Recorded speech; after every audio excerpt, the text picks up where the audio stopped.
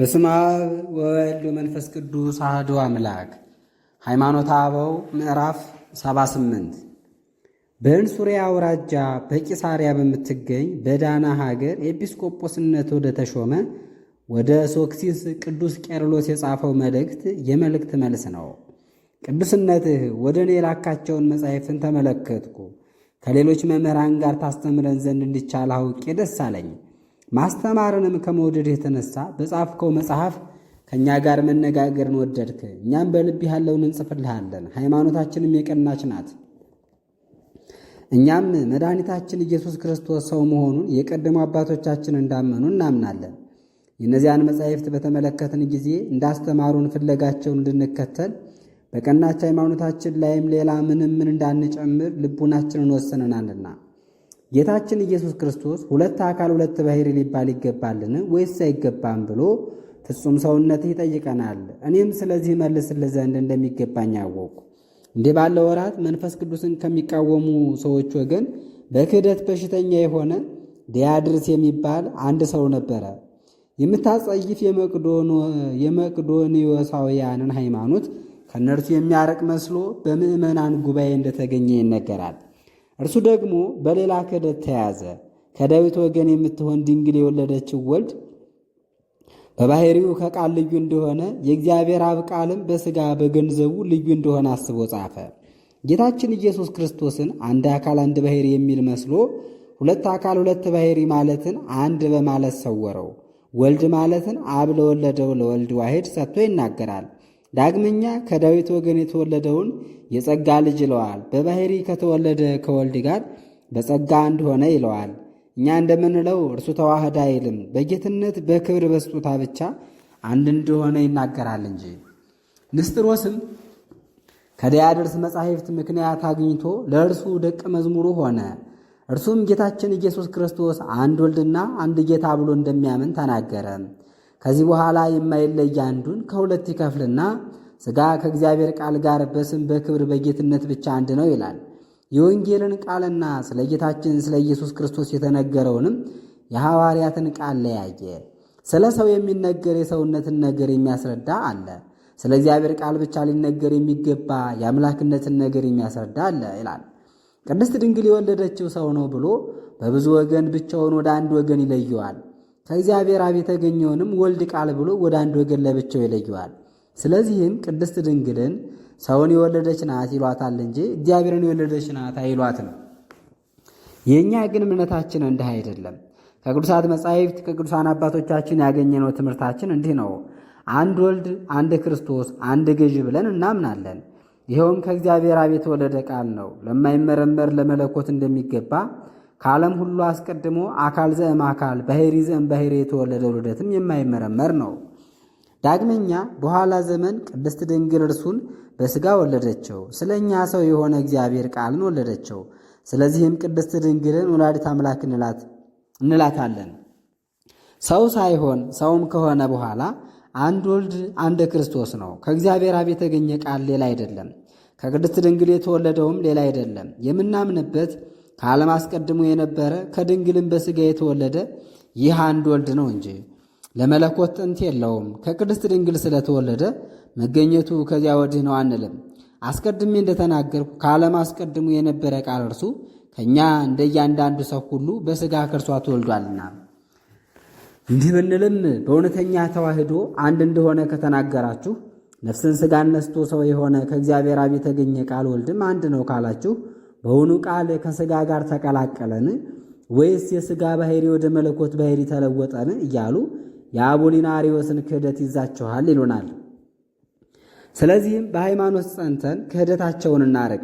ከእግዚአብሔር አብ የተገኘ ቃል ልንናገረው ልንመረምረው በማንችለው ምስጢር የምትናገር የምታውቅ ነፍስ ያለችው ሥጋን ከእሱ ጋር አንድ አካል አንድ ባሕርይ እንዳደረገ ከድንግልም እንደተወለደ ከባሕርዩም ሳይለወጥ እንደኛ ሰው እንደሆነ እንናገር። ወዶ ባደረገው ተዋህዶም ፍጹም ሰው ሆነ። ሰውም ከመሆኑ የተነሳ የመለኮቱ ባሕርይ አልተለወጠም። ምንም ተዋርዶ በአጭር ቁመት በጠባብ ደረት ቢወሰን የተገዥ ባሕርይንም ቢነሳ ወዲህም እርሱ እንደቀደመው በልዑል ጌትነቱ በገዥ ባሕርዩ ጸንቶ ይኖራል። እኛም ቃል ከእግዚአብሔር አብ ስለተገኘ በማይታወቅ ተዋህዶም ለባዊት ነፍስ ካለችው ከንጹሕ ሥጋ ጋር አንድ ስለሆነ አልተቀላቀለም፣ አልተናወጠም፣ አልተለወጠም እንላለን። አንድ ልጅ አንድ ገዥ ብለን እናምናለን። እርሱ አንድ ሲሆን አምላክ ሰው ነው። አንዱ ከሌላው ጋር እንደሚኖር ያለ አይደለም። ለብቻ ጸንቶ የሚኖር እርሱ አንድ አካል አንድ ባሕርይ ነው እንጂ የአምላክነትን የሰውነትን ሥራ ይሠራል። ሰው እንደመሆኑ ሰው የመሆኑን ነገር መላልሶ ይናገራል። አምላክም እንደመሆኑ ለጌትነቱ ሥልጣን እንደሚገባ መላልሶ ይናገራል። እኛም ዳግመኛ የሰውነቱን የአምላክነቱንም ነገር እናገራለን። ሰው በመሆን ስለተፈጸመችው የተዋህዶ ምስጢር ምሳሌ በእውቀት መረምረንን እናገራለን። ከእግዚአብሔር አብ የተገኘ ሰማያዊ ቃል ነፍስን ሥጋን ነስቶ ሰው በሆነ ጊዜ ያንን ንጹሕ ሥጋ ሊጓሃደው ከባሕርየ መለኮት አልፈጠረም፣ ከድንግል ማርያም ነሳ እንጂ። የሰውን ሥጋ ነስቶ ቢዋሃድ እንጂ ሥጋንማ ባይነሳ እንደምን ሰው በሆነ ነበር። ነፍስን ሥጋን መዋሃዱ መለወጥ፣ መቀላቀል፣ መለየት በሌለበት ተዋህዶ የሁለቱን ባሕርያት አንድነት እንደ ነፍስና እንደ ሥጋ ተዋህዶ አደረገ። ሥጋ ሥጋ ነውና መለኮትም አይደለም። እግዚአብሔር ቃል ሥጋ ቢሆንም ቃልስ አሁንም አምላክ ነው፣ ተለውጦ ሥጋ የሆነ አይደለም። ሥጋን ለራሱ ገንዘብ ቢያደርግም በዚህም ደግሞ ከተዋህዶ በምንም በምን አይናወጥም። ሁለቱ ባሕርያት አንድ አካል አንድ ባሕርይ በመሆን አንድ ሆኑ ብንልም ከተዋህዶ በኋላ በየራሳቸው አድርገን አንለያያቸውም። መከፈል የሌለበትን አንዱንም ሁለት እናደርገው ዘንድ አንከፍለውም።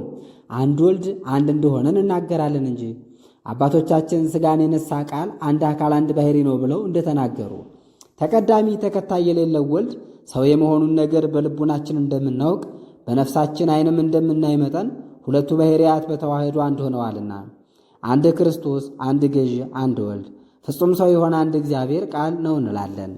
የሚረዳህ እስከሆነ የመለኮትና የትስብእትን ተዋህዶ በእኛ ነፍስና ሥጋ ተዋህዶ መስለን እንነግርሃለን። እኛ በነፍስ በሥጋ የተፈጠርን ነንና አንዱን የሥጋ አንዱን የነፍስ ብለን ሁለት አካል ሁለት ባሕርይ አናደርገውም። ሰው ከሁለት አንድ በመሆኑ አንድ ነው እንጂ ከሁለቱ ባሕርያት አንድ በመሆኑ ሁለት ሰው አይባልም። በነፍስ በሥጋ የተፈጠረ ሰው አንድ ነው እንጂ። ይህን እስካወቅን ጌታችን ክርስቶስ ከተዋህዶ በፊት እርስ በርሳቸው አንድ ካልነበሩ ከተዋህዶ በኋላም ከማይለያዩ ከሁለቱ ባሕርያት አንድ እንደሆነ እናውቃለን። የቀናች ሃይማኖትን የሚቃወሙ ሰዎች ሁለንተናው ሰው የሆነ አንድ አካል አንድ ባሕርይ ከሆነ የእርሱ ያደረገውን ሥጋ እንደምን ፈጠረ ይሉናል። እንዲሁም በመልእክትህ ከሙታን ተለይቶ ከተነሳ በኋላ መድኃኒታችን ንጹሕ ሥጋው አንድ ወገን መለኮትን ብቻ እስከመሆን ደርሶ በውኑ ወደ መለኮት ባሕርይነት ተለወጠን የሚል አግኝቻለሁ። ስለዚህ እኔም ሐዋርያው ቅዱስ ጳውሎስ አንድ የእግዚአብሔር ልጅ ሰው የሆነበትን ምክንያት በመጽሐፉ ሲያስረዳን የተናገረውን ልጽፍልህ ይገባኛል። በዚህ ሥጋ የተጣሰ ሕግ ማዳን ስለተሳነው ኃጢአቴን ለማጥፋት እግዚአብሔር አንድ ልጁን ኃጢአት ይስማማው በነበረ ሥጋ ባሕርይ ሰደደ። የሠራው ሕግ በፈቃደ ነፍስ እንጂ በፈቃደ ሥጋ በማንኖር በእኛ የቀና ይሆን ዘንድ በሥጋው ክሶ ኃጢአትን በፍርድ ጣላት አለም። ዳግመኛ ምዕመናን ልጆቹን በሥጋው በደሙ እንዲመስሉት አደረጋቸው። እርሱም የሞት አበጋዝ ሰይጣንን ፈጽሞ ያጠፋው ዘንድ በጊዜው ሁሉ ሞትን ይፈሩ የነበሩትን የሚያሳርፋቸው ዘንድ በቁራኝነትም የተያዙትን ያድናቸው ዘንድ መሰላቸው። የተዋሃደውንም ባሕርይ ከአብርሃም ባሕርይ ተዋሃደ እንጂ ከመላእክት ባሕርይ አልተዋሃደም። ስለዚህም ወንድሞቹን በሥራው ሁሉ ይመስላቸው ዘንድ ተገባው አለ። እኛ ግን በአዳም ትእዛዝ ማፍረስ የሰው ባሕርይ ተጎድቶ ነበርና በሥጋም የሚሠራ የፈቲው ጾር በልባችን ሰልጥኖ ነበርና ስለዚህ በዚህ ዓለም ያለን እኛን ያድነን ዘንድ ፈቲውንም በመውደድ ለጥፋት ሆኖ የነበረ የሰውን ሥጋም የእርሱ ሥጋ ያደርገው ዘንድ የእግዚአብሔር ቃል ሰው ሊሆን ተገባው። ሕይወትን የሚሰጥ ሕይወት ነውና ፍዳን አጠፋ። ተስማሚ ፈቃድ ከመውደድ የምትገኝ የፈቲውን ጾር አጠፋ። ይህ የሚነገር ለአንድ ለእግዚአብሔር ቃል አይደለም። እርሱስ በጊዜው ሁሉ በባሕርዩ ጸንቶ እንዲኖር የታወቀ ነው። በአዳም ትእዛዝ ማፍረስ በመጣው ፍዳ በነበርን ጊዜም ያለ እንቅፋት ኃጢአት ካመጣው ከሞት ጋር ፈርሶ በስብሶ መቅረት ይመጣብን ነበር። ሰውም በሆነ ጊዜ ንስጥሮስ እንደተናገረ በኅድረት ሰው አልሆነም። ሰው እንደሆነ የባሕርይ አምላክ እርሱ በባሕርዩ ጸንቶ እንደኖረም እናምናለን እንጂ። ሰው ስለሆነ ተራበ፣ ተጠማ፣ መንገድ በመሄድ ደከመ፣ ተኛ፣ አዘነ፣ ተቆረቆረ። ዕዳ በደል የሌለበት እሱ መከራ ተቀበለ ተብሎ ይነገርለታል። በእውነት ሰው የሆነ የባሕርይ አምላክ እንደሆነ በዓይነ ልቡና የሚያዩትን ደስ ያሰኝ ዘንድ በአንድነት የአምላክነትን የሰውነትን ሥራ አንድ አድርጎ ሠራ። ባሕርን ጸጥ አደረገ፣ ሙታንንም አስነሳ፣ ታምራትንም ሁሉ አደረገ። ከዚህ በኋላ በመስቀል ላይ መከራን ተቀበለ፣ በሥጋ ሞተ፣ በባሕርየ መለኮት አይደለም። ከሙታን ተለይቶ ለመነሳት በኩር ተቀዳሚ ይሆን ዘንድ ወደ አለመፍረስ ወደ አለመበስበስ ለመሄድ ለሰው ባሕርይ ትንሣኤን ያዘጋጅ ዘንድ ሲኦልንም በዘበዘ፣ በሲኦል ተግዘው የነበሩ ነፍሳትንም አዳነ። ይኸው የሞተው ሥጋ እርሱ ራሱ ፈጥኖ ተነሳ። ከተነሳም በኋላ ለሰው የሚስማማ ድካም አያገኘውም። ከእንግዲህ ወዲያም ሞትን አይቀምስም፣ ረሃብን፣ ጽምን፣ ድካምን፣ ይህን የመሰለውን ሌላውንም ሥራ ቢሆን ይልቁንም መለወጥ የሌለበት ሆነ። መለወጥ የሌለበት መሆን ብቻ አይደለም፣ ሕይወትንም የሚያድል ሆነ እንጂ። አካላዊ ቃል የተዋሃደው ሥጋ ሕይወት ነውና በአምላክነት ክብር ይገለጣልና እኛም የአምላክ ሥጋ እንደሆነ እናውቃለን። ስለዚህም ማንም የሩቅ ብእሲ ሥጋ ነው በማለት አይሳሳት። ስለዚህ ብልህ ጳውሎስ እንደተናገረ እኔ እናገራለሁ፣ እኛ ክርስቶስን በሥጋ አውቀነዋልና። ከእንግዲህ ወዲህ ግን ሥጋ አምላክ ነው፣ ከሰው ሥራ ሁሉ ፈጽሞ ርቋል እንዳልኩት ከመሆኑ በቀር በምን አናውቀውም። ከምድር የተገኘ ሥጋ ተለውጦ የመለኮትን ባሕርይ ወደ መሆን ደረሰ ሊባል አይገባም። ይህ ሲደረግ ጭንቅ ነውና። ካልተዋህደስ እርስ በርሱ በተካከለ ሥራ አንድ ሆኖ ባሕርዩ ባይደለ በመለኮት ላይ ተጨመረ እንዳንል ይቆጠራል። ሥጋ የመለኮትን ባሕርይ ወደ መሆን እንደተለወጠ፣ ቃልም የሥጋን ባሕርይ ወደ መሆን እንደተለወጠ አይነገርም። መለኮት ባሕርዩን ሊለውጥ እንዳይቻል እንዲሁ ከፍጡራንም ወገን ማንኛውም የመለኮትን ባሕርይ ወደ መሆን ሊለወጥ አይቻልም። ሥጋ ፍጡር ግቡር ነውና። ዳግመኛም የጌታችን የክርስቶስ ሥጋ አምላክ እንደሆነ እንናገራለን። እርሱ የአምላክ ሥጋ ሆኗልና በማይመረመር ክብር ይገለጣል። እርሱ ለሁሉ ሕይወትን የሚያድል የማይለወጥ ሕያው ነው። መለኮት ወደ መሆን ተለወጠ ማለትንስ ከአባቶቻችን ማንም ይህን አላመነም፣ እኛም እንዲህ ብለን አናምንም። ቅዱስነትህም ይህን የማያውቅ አይሁን። በዚያ ወራት በእስክንድርያ ኤጲስቆጶስነት የተሾመ አባታችን ቅዱስ አትናቴዎስ በዘመኑ ስለተደረገው ጠብ ክርክር ወደ ቆሮንቶስ ኤጲስቆጶስ ወደ አንክቲጦስ ከሁሉ ይልቅ የቀናች ሃይማኖትን የሚያስረዳ መልእክት ያለበትን መጽሐፍ ጽፏልና። አሁንም በቀናች ሃይማኖት የጸኑ ሁሉ ንስጥሮስን በዝች መልእክት ይገስጹታል። ባነበቧትም ጊዜ በንስጥሮስ አነጋገር የሚያምኑትን ሁሉ ያሳፍሯቸዋል። ያችንም መልእክት ወደ እነርሱ ልከው በእሷ መልስ ባሳጧቸው ጊዜ ክህደት ያለበትን መጽሐፍ ጻፉ። ከአትናቴዎስ የተላከችውን መጽሐፍ ግን ተቀብለው ለወጧት። በተነበበች ጊዜ እጅግ ታሳፍራቸው ነበርና። እነዚያ ግን የተጻፈውን ፋቁ፣ የሌለውን ጨመሩ። አላዋቆች ሰዎች ይህ ፍጹም አባት አትናቴዎስ እንደ ንስጥሮስ ያለ ሃይማኖትን የያዘ እስኪመስላቸው ድረስ መናፍቃን የለወጧትን መጽሐፍ ከሚመለከቷት ሰዎች የተነሳ ሰዎች እንዳይክዱ እኛ ጠማሞች አላውያን የለወጧት መጽሐፍ የተጻፈችላትን መጽሐፍ ከእኛ ዘንድ ካሉ መጻሕፍት ቀድተን አምላክ ወደ ሾመህ ወደ አንተ እንሰድልሃለን። ዳግመኛ አምላክን የሚያገለግል የሚፈራ በሕምፅ አገር ኤጲስቆጶስነት የተሾመ ጳውሎስ ስለዚህ ነገር ወደ እስክንድርያ በደረሰ ጊዜ ከእርሱ ዘንድ መጽሐፍን አገኘን። ነገር ግን ጠማሞች አላውያን እንደ ሃይማኖታቸው የለወጧት ነበረች። አስቀድሞ አትናቴዎስ ወደ አንክቲጦስ ጽፎ ልኳት ከነበረችው በእኛ ዘንድ ያለችውን መጽሐፍ በተመለከተ ጊዜ ከእኛ ዘንድ ካለው መጽሐፍ ጽፈን ወደ አንጾኪያ እንሰድ ዘንድ ማለደን። ጽፈንም ሰደድንላቸው።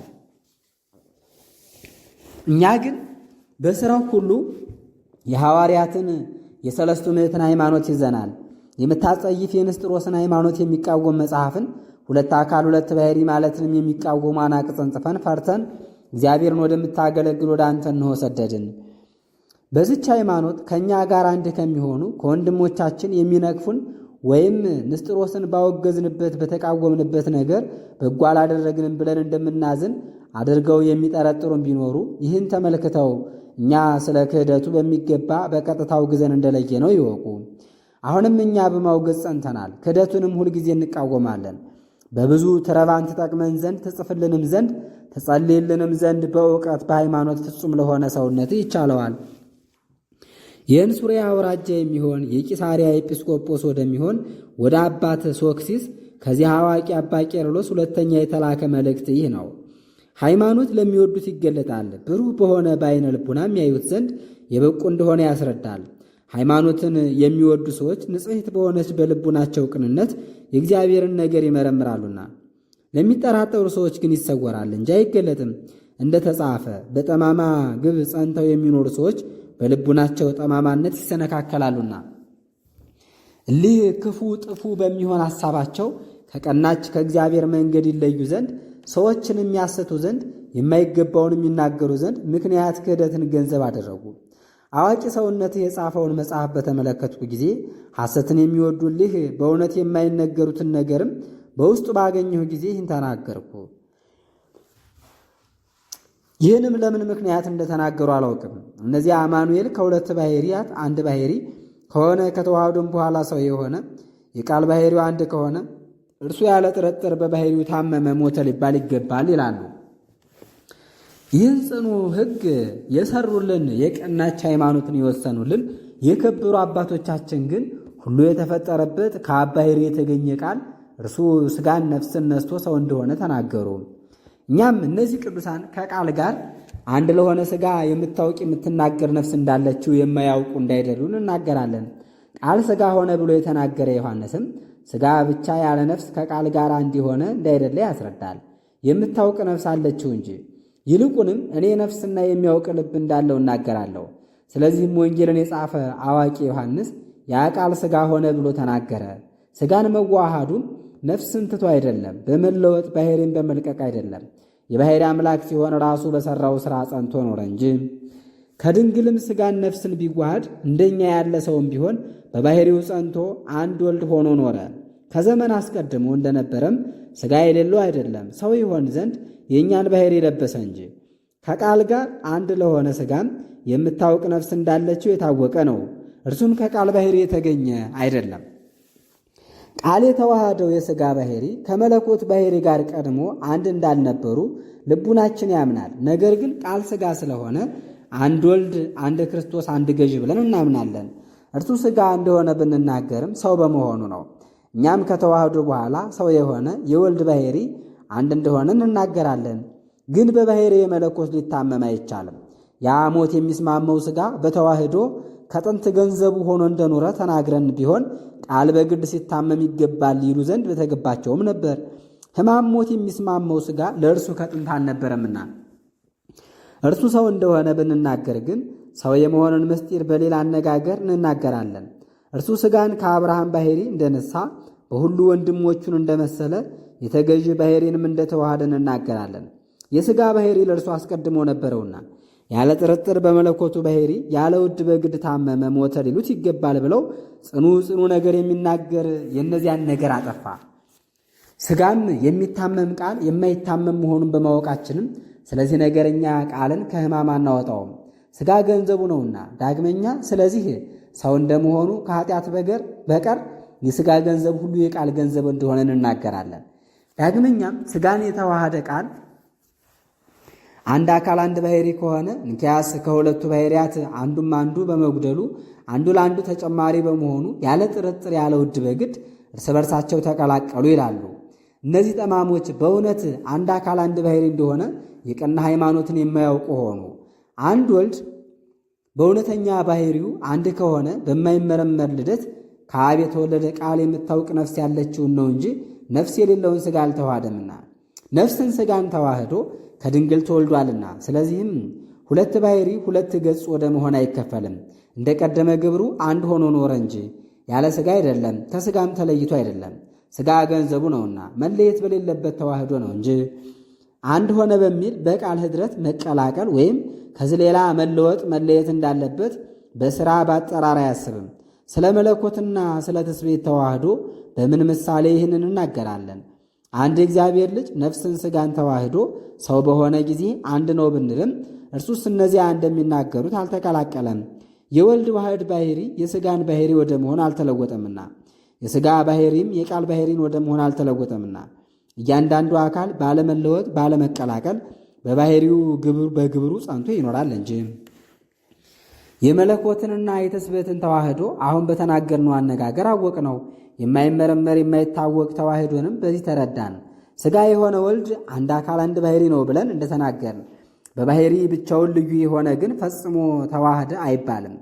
እርስ በርሱ አንድ ለሆነው በነፍስ በሥጋ በተፈጠረው በሰው አምሳል በእውነት ተዋህደ ተብሎ ይነገርለታል እንጂ ነፍስና ሥጋ እርስ በርሳቸው አንድ ሳይሆኑ ከአንድ ባሕሪም የተገኙ ሳይሆኑ በተዋህዱ ጊዜ አንድ ሰው ተባሉ።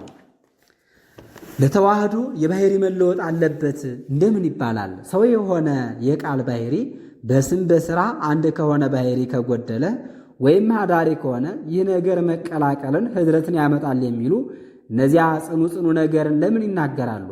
እርሱስ አልጎደለም ኀዳሪም አይደለም። እነርሱ እንደተናገሩ ሰው ሆነ ማለታችን ነፍስን ሥጋን እንደተዋሃደ ለማስረዳት ይበቃል። ሰው ሆነ ብለን መላልሰን ባንናገር፣ ስለዚህ ደፍረው የሚናገሩት ክደታቸው ምክንያት ባገኘ ነበር። ሰው ሆነ ብለን ስንናገር ተቀላቀለ፣ ተለወጠ፣ ባሕሪውን ለቀቀ ማለት ወዴት አለ? እነርሱ ግን አንድ ሲሆን ፍጹም አምላክ ፍጹም ሰው ከሆነ በመለኮት አብን እንዲመስለው በሰውነት እኛን እንዲመስለንም ካወቅን እንደምን ፍጹም ይባላል አሉ። ዳግመኛም የሰውነት ባሕሪ ለብቻው ካልተገኘ እኛን እንዴት ይመስላል? ባሕሪው የሚሆን መለኮትስ ለብቻው ካልተገኘ እንዴት አብን ይመስለዋል አሉ። ለእኛ ግን በመረዳት በዚህ አንቀጽ የተናገርነው ጽፈን ያኖርነው ይህ ትርጓሜ ይበቃናል። አንድ አካል አንድ ባሕሪ እንደሆነ ተናግረን ከዚህ በኋላ ሥጋ ሆነ ባንል ተዋህዶንም አፍርሰን ቢሆን እንኪያስ ሰው የመሆን ፍጹምነቱ ወዴት ነው ብለው ይጠይቁ ዘንድ ነገራቸው የቀና በሆነ ነበር። እኛስ ቃል ሥጋ ሆነ ባልን ጊዜ ሰው የመሆንን ነገር ፈጽመን እንሆ አስረድተናል። እንዲህ ከሆነ ይመለሱ፣ ከክህደታቸው ይመለሱ ዘንድ ስለ መለኮትና ስለ ትስብእት ተዋህዶ የተነገረው ይበቃቸዋልና። ተዋህዶን የሚነቅፉ ወልድ ፍጹም ሰው መሆኑን ይለዩ ዘንድ አምላክ ሰው መሆኑን የሚክዱ እነዚህ እውነተኛውን ሃይማኖት አይቃወሙ። ተዋህደ ብዬ እንደተናገርኩትስ ከሆነ ተዋህደ ማለት ሰው መሆኑን ያስረዳልና ክርስቶስ ወልድ ተቀዳሚ ተከታይ የሌለው እንደሆነ እናምን ዘንድ የሚከለክለን ማንም የለም። ይኸውም በተዋህዶ ሰው የሆነ አምላክ ነው። ፍጹም አምላክ እንደሆነ ፍጹም ሰው ነው። በእውነት በፍጹም ዕውቀት ነገራችንን በጌታችን በመድኃኒታችን ሞት እንደ ፈራጅ እናድርግ። አንድ የእግዚአብሔር ልጅ የሥጋን ሕማም በባሕሪው እንዳልታመመ እናስረዳ፣ አምላክ ነውና። ግን በሥጋ ባሕሪ ታመመ። ገንዘቡ በሚሆን በዚህ በሥጋ ታመመ ቢባል እንጂ በመለኮቱ ታመመ እንዳይባል በተዋህዶ ጸንተው የሚኖሩ የመለኮትና የትስብእት ሥራ ባሕሪ አምላክ በሚሆን በዚህ በአንድ ወልድ ታመነ ሊሆን ይገባል። ግን ሥጋ ከመለኮት ተለይቶ አልታመመም። መለኮት በሥጋ ታመመ ስላል እነዚያ ታኦንቴያ የተባለውን ትምህርት እንደተቀበልን አድርገው ይናገራሉ። ታኦንቴያ ማለትም እግዚአብሔር በባሕሪ የመለኮቱ ታመመ ማለት ነው። እነዚህም ተዋህዶን ሳያውቁ ድፍረትን በተመላ ስድብ ስለ እውነት እየጠየቁ በተንኰላቸው ሕማምን ለሥጋ ብቻ ሊያደርጉ ይወዳሉ። ስለ እኛ ደሙን ያፈሰሰ የሚያድን እርሱ ብቻ እንደሆነ በእግዚአብሔር ቃል አያምኑ። ይልቁንም ታሞ ሞቶ ያዳነን የተለየ ሩቅ ብእሲ ብቻ እንደሆነ ያምናሉ። ይህ ክህደትስ ተዋህዶን ያፈርሳል። ከክህደት ከኑፋቄ የተለየ ሃይማኖታችንንም ሩቅ ብእሲን ወደ ማምለክ ይወስዳል። ብፁዕ ጳውሎስ የክብር ባለቤት ሁሉን ፈጥሮ የሚገዛ ዘላለማዊ የባሕሪ አምላክ እንደሆነ ስለ እርሱ የተናገረለት በሥጋ ከአይሁድ ወገን የተወለደ ከእሴይ ከዳዊት ዘር ሰው የሆነ እርሱ እንደሆነ አያውቁም። እንኪያስ በመስቀል ላይ እንደተሰቀለ ታወቀ። ስለዚህም ታመመ፣ ሞተ ተብሎ ይነገርለታል። ከዚህ ቀጥሎ ደግሞ በሌላ ነገር እንዲከራከሩ እሰማለሁ። ጌታ በሥጋ ብቻ ከሞተ ነፍስ በሌላቸው ባሕሪ ሞት ያለ ውድ በግድ ይመጣል። የምታውቅ ነፍስ ባላቸው ሥጋ ሞተ ብንል ግን ሞት በፈቃዱ ይሆናል። ሥጋ በባሕሪው እንደ ሞተ እንናገር ዘንድ ማንም የሚከለክለን የለም። በሥጋ ባሕሪ ሞተ ያልነው እውነት ከሆነ ያለመለየት ሁለት ባሕርያት እንዳሉት እንናገር ዘንድ እንደምን አንደፍርም ይላሉ። ዳግመኛም አንድ ሰው ክርስቶስ ስለ እኛ በሥጋ እንደታመመ ቢናገር ክርስቶስ ስለ እኛ በእኛ ባሕሪ ታመመ ከማለት በቀር ምን የምንመልሰው የለም። ይህም ነገር አንድ አካል አንድ ባሕሪ የሚሉትን ሰዎች ነገር ፈጽሞ ያፈርሳል ይላሉ። ተዋህዶን ሐሰት ያደርጉ ዘንድ ወደው ይከራከራሉ። ሁለት ባሕሪ ማለትን በየአንቀጹ አጸኑ። ሚስጥሩን ሳያውቁ ነገራቸው ለሰው ልቡና ሳይረዳ በየራሱ ሊከፍሉት ይወዳሉ። ይህስ ያለ ተዋህዶ በየራሱ ፈጽሞ ይለያያል። ከነሱ አንዱ ወደ አንድ ወገን የተለየ ይሆናል። ለእኛስ በነገሩ ሁሉ ይህ ይረዳናል። ይኸውም አንዱ የነፍስ አንዱ የሥጋ ሁለት ባሕርያት እንዳሉት የምናውቀው የሰው ባሕሪ ነው። ይህን ተዋህዶ አውቀን ሁለቱን ባሕርያት አንከፍልም፣ አንድ እንደሆነ እናውቀዋለን እንጂ። እንኪያስ እነዚህ ሁለት አይደሉም፣ ሰው ከእነርሱ አንድ ይሆናል እንጂ። ከመለኮት ባሕሪና ከትስብእት ባሕሪ እንደተገኘ የአማኑኤልን ነገር ብንናገር እንደ ነፍስና እንደ ሥጋ ተዋህዶ ነው። እነሆ ሥጋ የቃል ገንዘብ ሆኗልና ከእሱም ጋር አንድ ወልድ ነውና እግዚአብሔር የተናገራቸው ቅዱሳት መጻሕፍትም እርሱ በሥጋ እንደታመመ ተናገሩ። ለእኛም ሰው ሆነ ብለን እንደተናገርን በሥጋ እንደታመመ እንናገር ዘንድ ይገባናል። ይልቁንም ሰዎች በቀና ልቡና እንዲህ ቢሉ የተዋህዶ ምስጢር የሚናወጥ አይደለም። የሰውነት ባሕርይ ምንድን ነው? አዋቂ ነፍስ ያለችው ሥጋ ነው እንጂ። ዳግመኛም እኛ በሥጋ ታመመ ብንል እነርሱ ለብቻው ልዩ ነው ብለው ከቃል ባሕርይ የሚለዩት እንደመሆናቸው መጠን ሥጋ በባሕርዩ ታመመ ሞተ ይላሉ። ሁለት አካል ሁለት ባሕርይም ብሎ ያምናሉ። ነፍስን ሥጋን ተዋህዶ ሰው የሆነ የእግዚአብሔር አብ ቃል አንድ አካል አንድ ባሕርይ አልሆነም ይላሉ። ደግሞ አልተለዩም ይላሉ። የቀናች ሃይማኖትን የሚያስተምሩ መስለው ይታያሉ። እነሱ ግን ይህን ተዋህዶን በልቡናቸው አያምኑም። አንድነቱንም ቃል ያደረበት ሰው ከእግዚአብሔር ቃል የተለየ አይደለም በማለት አመፀኛ ንስጥሮስ እንደተናገረው ሐሰት በኅድረት ነው ይሉታል። በኅድረት ብቻ ፈጽሞ ያከብሩታል። አደረበት ይላሉ እንጂ የተዋህዶን እምነት አያምኑበትም። ምዕራፍ 79 ይቀጥላል። ረድኤተ እግዚአብሔር አይለየን።